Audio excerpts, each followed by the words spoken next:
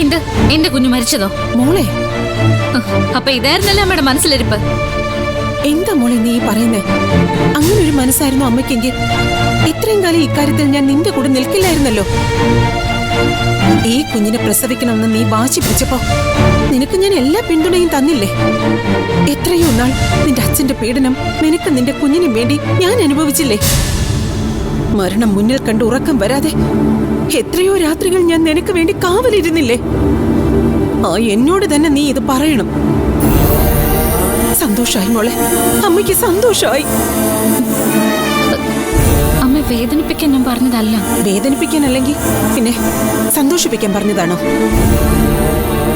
നീ ഒരു കത്തിയെടുത്ത് എന്റെ നെഞ്ചിൽ കുത്തിയിറക്കിയാലും ഞാൻ സഹിക്കും. നിന്റെ കുഞ്ഞു മരിച്ചതിൽ എനിക്ക് സന്തോഷമുണ്ടെന്ന് മാത്രം നീ പറയരുത്. കാരണം നിന്നേക്കാൾ കൂടുതൽ ആ കുഞ്ഞിന് വേണ്ടി ഞാൻ പ്രാർത്ഥിച്ചിട്ടുണ്ട്. ഇപ്പൊ എന്റെ പ്രാർത്ഥന മുഴുവൻ നിനക്ക് വേണ്ടിയാ. ആ കുഞ്ഞിനെ നഷ്ടപ്പെട്ട വേദനയിൽ നിന്ന് എത്രയും പെട്ടെന്ന് നിന്നെ കരകയറ്റണേ എന്ന്. അതിന് എന്റെ കുഞ്ഞ് നഷ്ടപ്പെട്ടില്ലല്ലോ.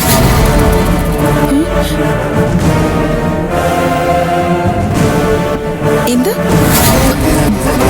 എന്താ നീ പറഞ്ഞു? അല്ല, ആ കുഞ്ഞിപ്പോഴും എന്റെ മനസ്സിലുണ്ടെന്ന് ഞാൻ പറഞ്ഞതാ. നിനക്ക് താങ്ങാൻ പറ്റുന്നില്ലല്ലേ മോളെ? അമ്മയ്ക്ക് മനസ്സിലാക്കാൻ പറ്റും നീ അനുഭവിക്കുന്ന സങ്കടം എന്താന്ന്. നീ പറഞ്ഞത് ശരിയാ. നിന്റെ കുഞ്ഞ് നിന്റെ കൂടെ തന്നെ ഉണ്ടെന്ന് നിനക്ക് തോന്നും. അത്ര പെട്ടെന്നൊന്നും അതിനെ മറക്കാൻ നിന്നെ കൊണ്ട് പറ്റില്ല. അത്രയ്ക്ക് സ്വപ്നം കണ്ടതല്ലേ നീ? മരണത്തിൽ നിന്ന് പോലും നിന്നെ മടക്കിക്കൊണ്ടുവന്നത് ആ കുഞ്ഞല്ലേ? ലോകത്ത് ആർക്കും നിന്നെ മനസ്സിലായില്ലെങ്കിലും അമ്മയ്ക്ക് നിന്നെ മനസ്സിലാവും. പക്ഷെ മോളെ, നീ ആ കുഞ്ഞിനെ മറക്കണം. കഴിഞ്ഞതെല്ലാം മറക്കണം. നിനക്ക് വേണ്ടി,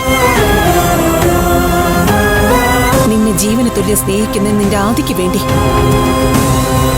നിങ്ങൾ ഒരുമിച്ചിനി ജീവിക്കാൻ പോകുന്ന ഒരു പുതിയ ജീവിതത്തിന് വേണ്ടി നീ എല്ലാം മറന്നേ പറ്റൂ.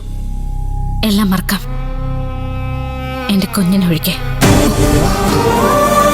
അതിന് മാത്രം എന്നെ ആരും നിർബന്ധിക്കരുത്. കാരണം എന്റെ കുഞ്ഞ് മരിച്ചിട്ടില്ല.